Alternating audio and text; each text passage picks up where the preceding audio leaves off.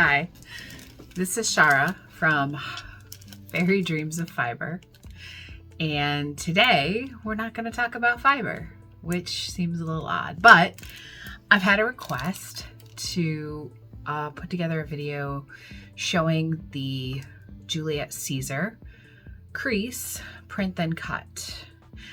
So I thought we would do that today instead of a normal fiber related talk. But before we get into that, let me quickly share. My husband and I own a small business called Heartforged Solutions.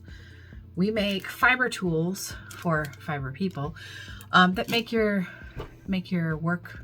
fiber work a little easier to do. They can improve.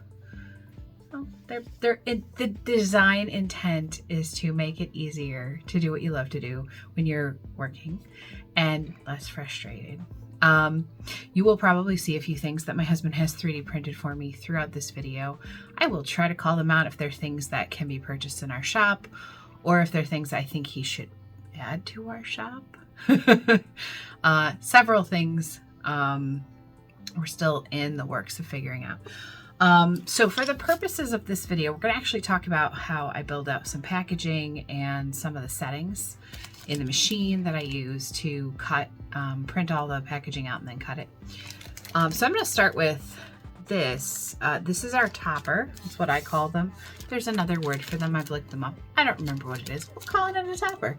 And then the packages that go inside of our packaging, I usually call inserts or backers, depending on how it's set up. Different packages require different things. This actual nifty little device is a ball winder add-on. So I don't have one in this room that's not, oh, yes, I do. I can show you how it works. Hold on. So there's a lovely fluorescent one. This is the ball winder tool. I'm going to pop that out. Pop my lovely fluorescent in. It locks in. And then this lifts off the top. You put yarn in here and you can make these cute little tiny balls. I'm going to put a link in the description to the video where I have that's a lot more detailed about that, because that's not the purpose of this particular project video, but it did seem a shame not to share what this strange little contraption is. So if you want to see more about that, you can check out that video in the comments.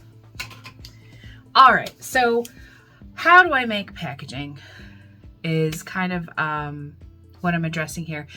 I don't think that this is limited to packaging. You could use this for cards. You could use this for cool things that you're designing or setting up for your own home. If you have a Juliet Siser, or Siser Juliet, like I do, this might be helpful in knowing how to deal with some of those extraneous things. I'm going to point out that, let me see, I have one right here. This is the topper flat. So I've used the Juliet to cut out all of the lines. I use the print then cut feature. I found that it is much more reliable than the Cricut print then cut feature, which was constantly dying mid-cut on me when I finally decided to be done with it. And then I'm trying to figure out how to show you. Yeah, see those dash lines? Those are dash cut lines, so it helps me to fold this down. That worked really great for almost everything until I started trying to make shapes that had kind of a box to them. And what I was finding was those dash lines on the folds were causing my cartons to come apart. So now I use the Crease tool, and that's how I make anything that has like a box shape to it. This is the holder for the thing I just showed you. We also do handles for the ball winders, and those I make kind of a carton that I've got to cut out, and I shove the ball or the handle right into that. So I've been finding I use a lot of really nifty tools for that. But the problem was I was using the cut lines before they introduced the Crease tool, and I would glue them together, but the cut lines would not hold up well. That packaging would deteriorate inside the package. We currently go to shows, fiber shows in our local area, and sometimes a little further than our local area. And getting them in and out of the bins, you know, onto our racks and then back into the bins, the quality was getting destroyed, and my, you know, backers were getting bent or beat up. So we needed to switch to something a little bit firmer. I currently use 60 to 80 pound cardstock. I usually use colored cardstock backers, and then I use a 60 or 80 pound. I try to go for 80. Sometimes I can't find it for all of the toppers that we use. So those are my settings typically. One of my favorite things about the Siser Leonardo Design Studio, which is the accompanying software, I came from a Cricut. I really thought the Cricut was something special, but whenever I went to do really large projects with it, things failed, and it became failing to the point of becoming like a problem. I actually started hand cutting all of my toppers for a while, but then as we started making more complex units, I was having a harder time getting the hand cutting to work, and it just created a lot of extra work for all of us. So we had to stop. So I did a lot of research. I read a lot of reviews. I looked at all of the competitors and ended up deciding to give the Siser Juliet a shot. That was probably the best decision I made for my business. I think I've had it since 2023. It seems right. And it has been a godsend. I would buy another one in a heartbeat, and when I'm busy enough to need more than one, well, that will be a good day. Right now, I'm on top of it. You can head over to our website at heartforge.solutions if you want to check out the kind of cool stuff we have. We're clever people, I guess. I love what we do. There are some things that are not exclusively fiber related. For instance, my husband designed these, which are for the post-it notes. You put them on and then you can trace out the lines.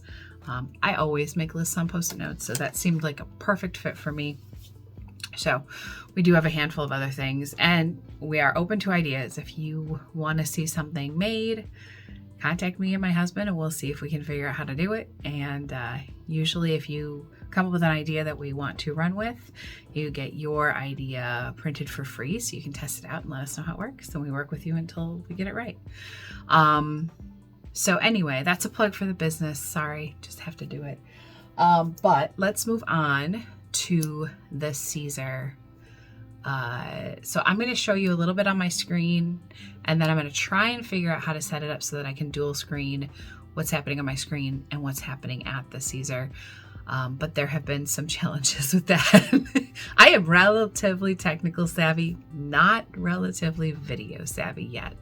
So we'll get moving on that in a few minutes. Okay, welcome to my screen. This is my MacBook. I run Leonardo Design Studio on it. I also have the Affinity programs, and I have a copy of Adobe Illustrator. For the purposes of this tutorial, I will be showing you in Illustrator. It is my bread and butter. I know that program really well. I'm at least intermediate. I've been working in it for 15 years. But I am aware that you can probably do most of this stuff in Affinity. The new Affinity has more capabilities than what I have on my machine. And there are other programs like Canva that I suspect you can also use. I'm just not versed in them at this time. So first things first, we're going to open an instance of Chrome. I have hot links are my favorite thing in the whole world. So I'm going to go to my template maker website. This is the place that I like to find my templates for various things. This website has been so helpful in creating some of the designs that I've built. I'm going to say we're going to start with a card box. And just for kicks, we're going to measure that little device I showed you and see if we can't come up with a card box design that will fit it. It might not work. It depends. My printer can print on 8.5 by 11, or A4, but I can't go any bigger. Not A4. Yeah, I think it's A4. But I can't go any bigger than that. I don't have paper that's cut to that size. I might be able to go 9x12 on that printer. I haven't checked. So we're kind of limited to what I have on hand. So I'm going to switch this to inches. Now what you'll notice here is the length, the width, and the height are all labeled in this lovely little illustration, and those correspond with these numbers here. So you can really play with them and change them up. It changes to accommodate whatever you just put in. So a 20-inch length, which is ridiculous, would be that big. So I'm gonna measure my little guy here, and it looks like we're talking about, we're gonna call it 3. I guess we're gonna call it,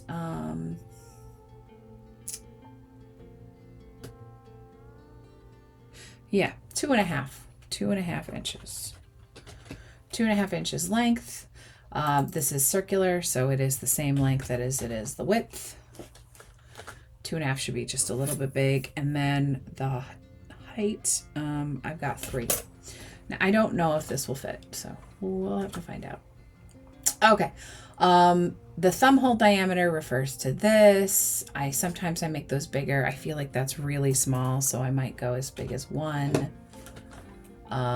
If you actually wanted to put a thumb hole in there, I don't know, maybe I'll go 7.5. That seems big. Okay.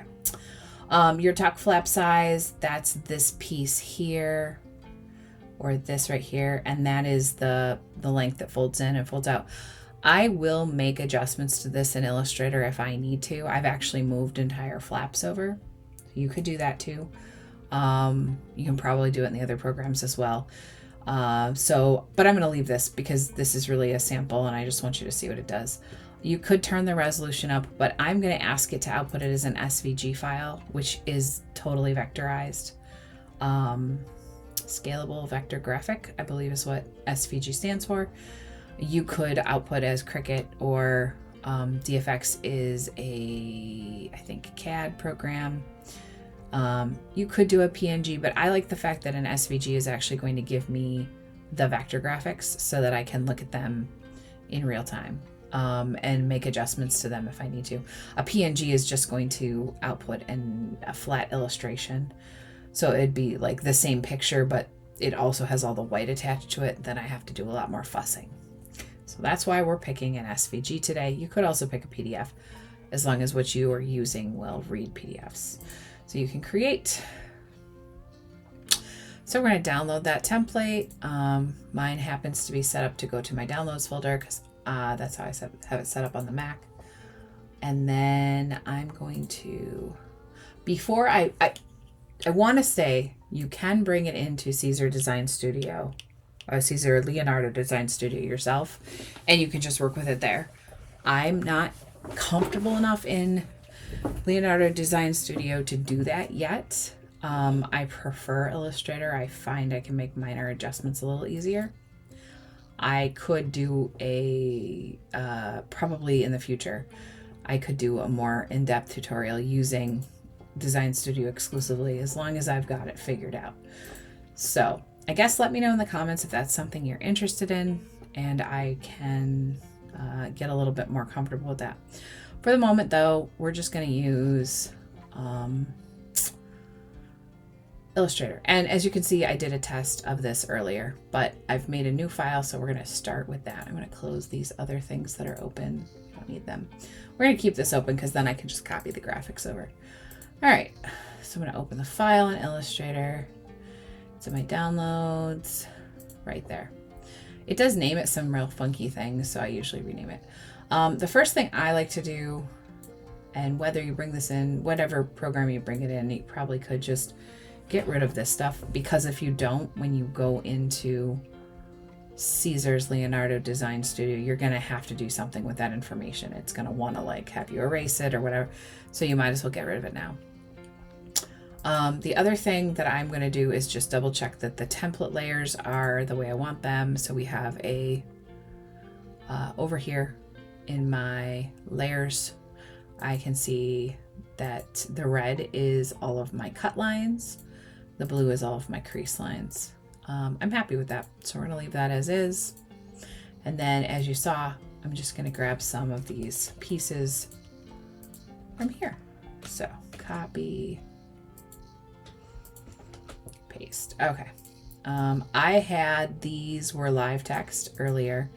I outlined them when I was doing my test because you really do want outlined text when you are bringing it into, well, we're going to save it again as an SVG because that's one of the formats that is readable by Leonardo Design Studio. Because of that, SVGs don't do well with like finding fonts. So the best thing to do is to have the font already resolved. So outlining it is the easiest way to do that. All right, so we have all this. I'm now going to save it as whatever I called it before. I'm going to put it on my desktop. Oh, hey, look at that. My previous attempt, I did all this, and there we go. Print, then crease, then. So we're going to change this one to say print, then crease, then cut. And it's going to be an SVG file. So I'm going to save that. I do have some settings that I use. Oh, you know what? I am mistaken. I want to do this. Export as. There's a couple ways to save SVG files. I find that this one, let's see, put this on my desktop and call it really like it print, then crease, then cut. This one preserves the layers for me. So that's how I set it up now. I don't remember how I came to this conclusion, so don't ask. I'm sorry. If you're using Illustrator, though, feel free to take a screenshot of that and use those when you're saving. All right, I'm going to make sure that my file saved on the desktop. Oh, sorry. I got a lot of files on the desktop right now. There we go. It's coming in as an image, but print, then crease, then cut. Okay, so I am done with Illustrator. So I'm not going to save either of these because I've already saved them with different names. And then we'll minimize Illustrator. And now I'm going to open Siser Design Studio. And we're going to import. So this is an important note. When you open something in Design Studio, you have to import SVGs or whatever you have. PNGs, whatever you call them. We're going to import it as editable artwork.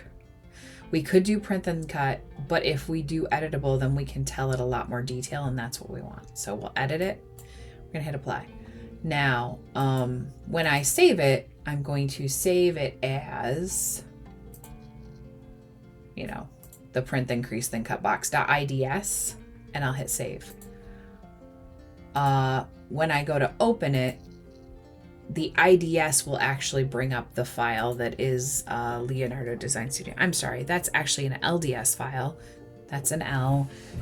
It's just on my machine. It looks like an I, so. Leonardo Design Studio is the name.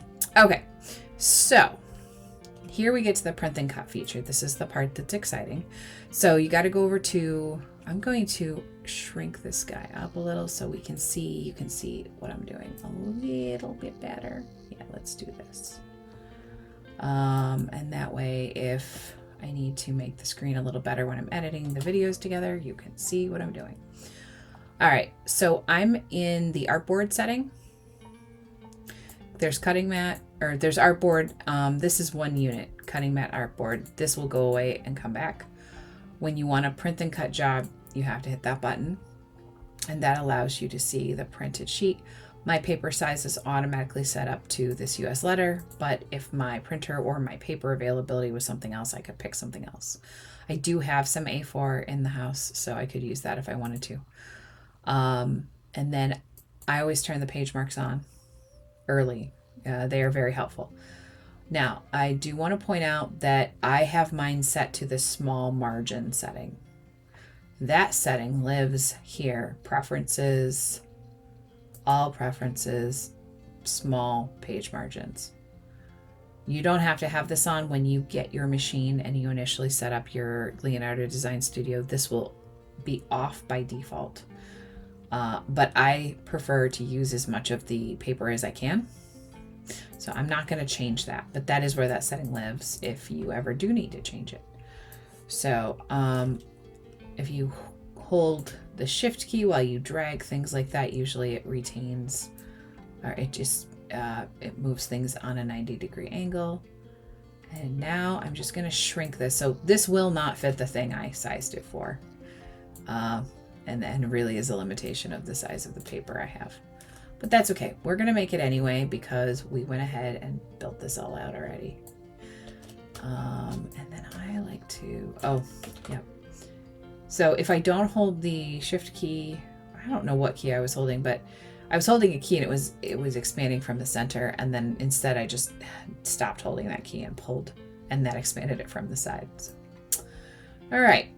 We have it centered. We have it within our print and cut margin. That's great. Now we need to make sure everything's set up correctly, because currently if I send this to the printer, it's just going to print this exactly the way it looks. And there will be no cutting or creasing, and we'll be very sad. So let's fix that.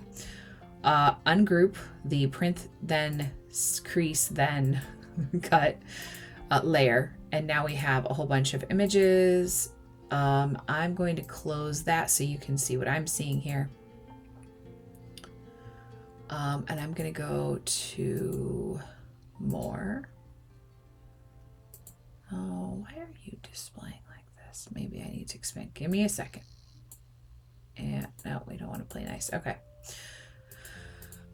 So we need to make sure that all of the pieces of this are set to the right thing. So these are the images. They should be set to print. Well,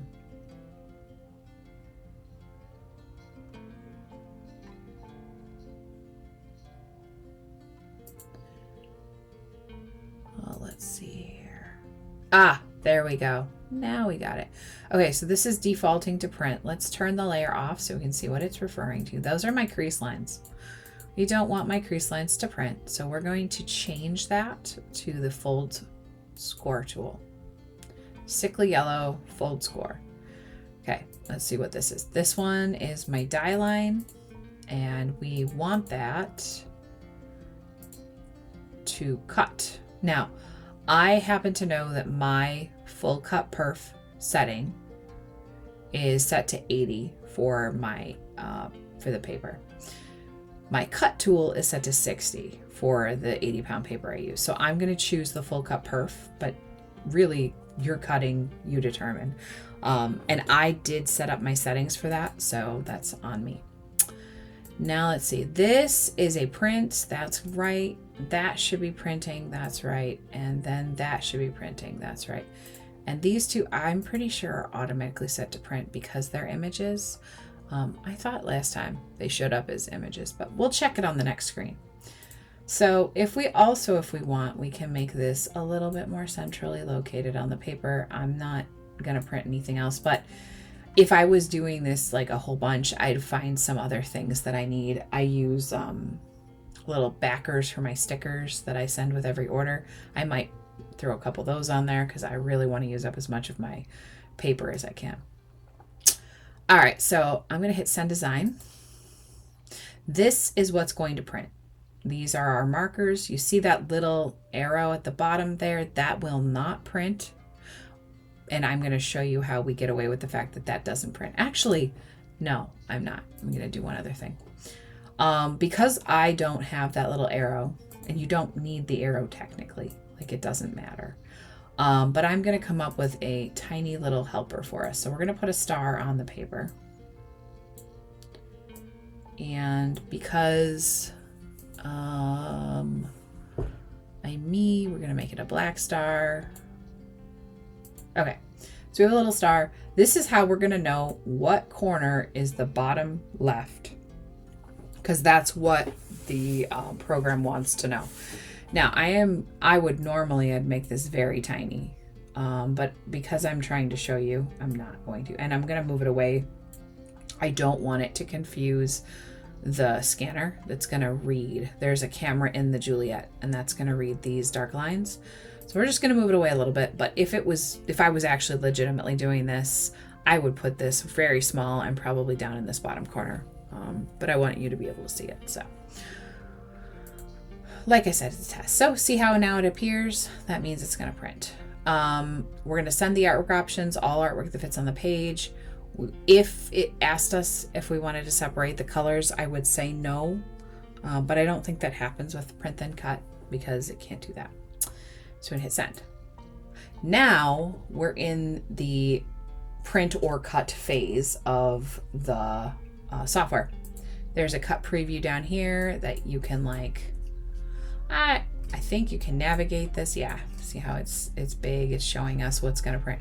I don't use this screen very often, but it's down there. And then this is what's going to go to the printer. And this part is what's going to go to the Juliet to actually be cut. So here you can see we have our fold crease lines. Mine are set to 140 and my full cut perf is set to 80. There's the cardstock. If you want to change the settings, you click on this little box and then you could go in there and mess around with settings. Not going to get into that right now.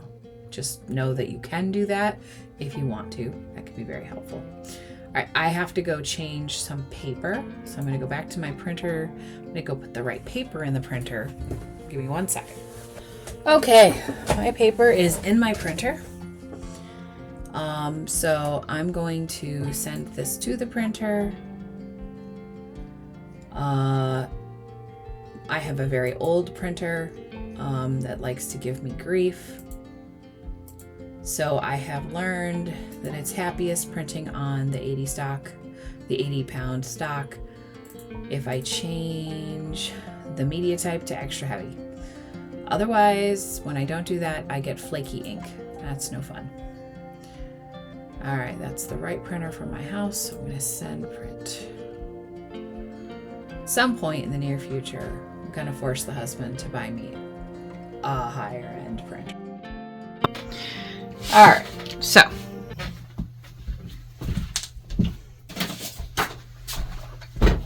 here is my paper. You can see that big star that tells me it's the bottom left corner. Now, to be clear, I don't usually add the star. It's a cheat, so I can show you what I wanted to show you about using the small margins. I do like to line up the edge of my paper with one of the lines on the Cricut mat. A word about mats, briefly. I use knockoff Cricut mats on Amazon because they are very inexpensive and very replaceable. I adore my Juliet. Don't ever mistake that. But she is hard on mats. Trying to find one. I think I just tossed a bunch of them, but I have a couple of really beat up ones here somewhere. But those aren't them. Those are new. Oh, here we go. This one's beat up. All right, so I still have stuff on here. I had to start putting tape on this because the mat got pretty unsticky. And this is a heavier cardstock and it kept knocking off the mat. So I usually use the green with super heavy cardstock. And I use the blue ones for like lighter cardstock and paper. But what I want to show you is the warping. It's really hard to see right here, but there are some very distinct white lines running across. This is from my roller. The rollers on the Juliet are super, super heavy. And they go down with such force. There's all kinds of discussions on the Facebook Siser group and some of the Reddit discussions around what you can do about that. I am content to replace my mats every so often. I also usually like to run them from bottom to top, but I will occasionally flip it and run them this way. So that is how I deal with it. You're free to do whatever works for you. So we now have paper on the mat. I also like to place it a little bit up. You can see this is not an absolutely perfect edge. It's gonna be okay. That's the best part. All right, so my rollers are up. I'm gonna slide the mat in. I'm gonna bring the unit forward. Sorry about the wiggling. My favorite trick that someone on the Facebook group taught me is that you can put the lip up on the Juliet, line it up, and pull your lever up in the back. Put your rollers down. Fantastic. All right, what is important to know is that you are in control of your destiny on this one. Cricut tells you where to put it. You tell Juliet where you put the information. So Juliet is looking for this bottom left corner. So I'm going to zip it over. All right. Beautiful.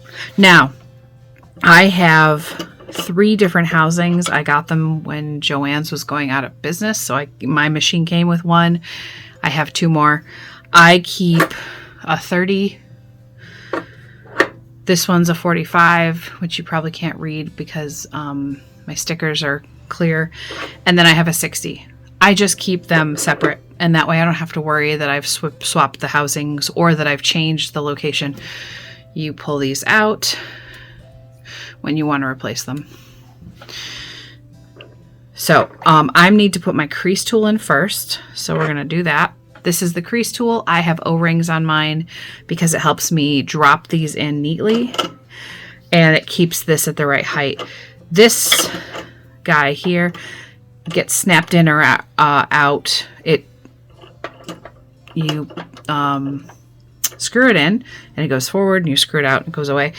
It locks in on top of the little divot here, but it doesn't work quite the same on this. So on this one, I'm actually going to put it on so that it goes, my O-rings sit on top of the locking mechanism, and then I'm going to lock it in. I suspect they did that so that it could be used in multiple ways. But you can also change, like if you're using, you can use that crease tool for, or maybe it's an etching tool that comes with the crease tool. I haven't used it yet, but you can use that for etching certain things like metal and acrylic. So that's probably why this has so much room to be able to be moved around so that you can use it in those ways. All right, so next important thing is this is the camera. But the instructions tell you to line up this piece, whatever you've got in this housing, with that bottom corner edge. So I'm going to put my face down and make sure it lines up. I usually do this from a sitting position, so it's a little easier.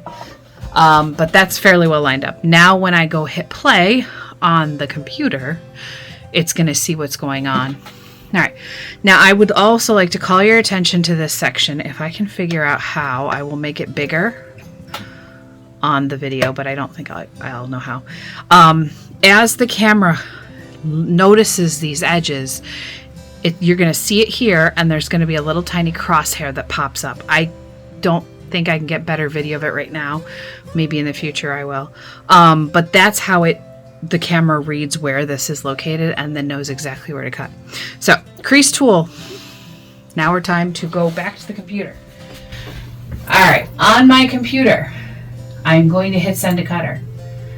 Fold, crease, perf tool. So we start with the fold tool. I have a prompt to change tools on. I'm gonna hit OK. You heard it move. It's right now, it's reading where the marks are. I'm gonna let it finish doing that.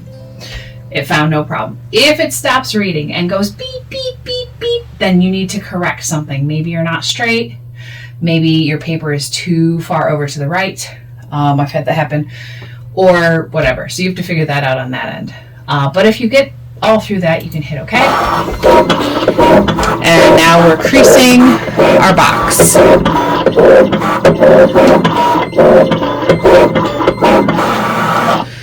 Alright, after creasing done, my blade tool is asking me to be loaded. So I'm going to come over to the Siser, lift out my crease tool, put in my cut tool, and make sure that goes all the way in, and then make sure it's nice and tight. I have not tightened that up in the past, and then my cuts get real funky. It sounds real funky too. Do not touch this at this point. We are controlling it from the computer, and it will not know what to do if you switch it. After I've made this, if I printed 7 more of these, I could hit play and it would know what I wanted. But I don't think that's true for crease and print and cut. I think it's fine for print and cut, but I'm not sure it works for crease and print and cut. So never mind. Don't listen to me. All right, I'm going to say okay on this screen. And now we are cutting.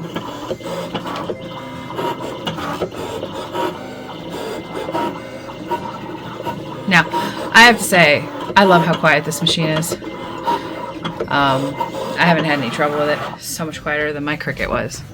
All right, now I am going to put the lever down to loosen the rollers, pull my product out. I'm just going to shove her out of the way. And now you can see everything.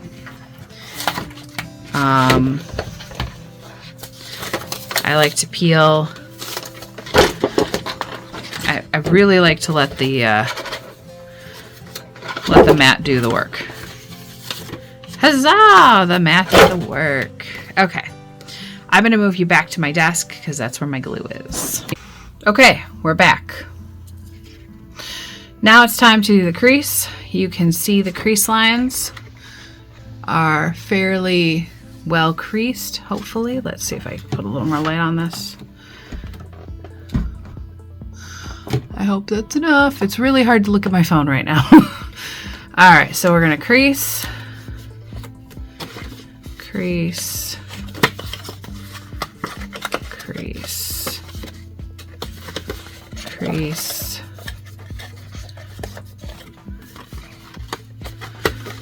And I have not had any problem with it giving me grief about creasing against the way that it creased. When I'm not doing a print and cut, I will flip the paper over and crease the back side, but I cannot do that with print and cut. It's not that smart, and I'm not that smart yet. So if I learn how to do that someday, I'll share.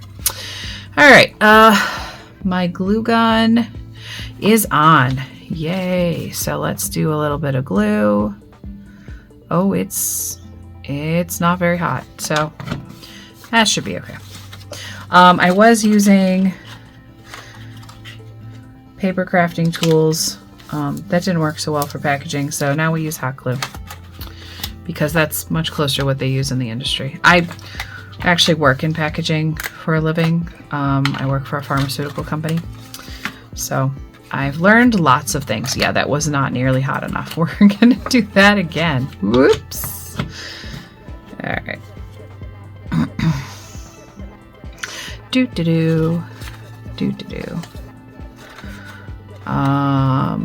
Okay. Another thing that's kind of cool, just an aside, but when you are gluing boxes together, if you set them up like this, you can put the glue and then just go bloop, and your box will be perfectly lined up. If you don't do it like that, you really have to fuss. Let's try this again. There's a fair bit of glue.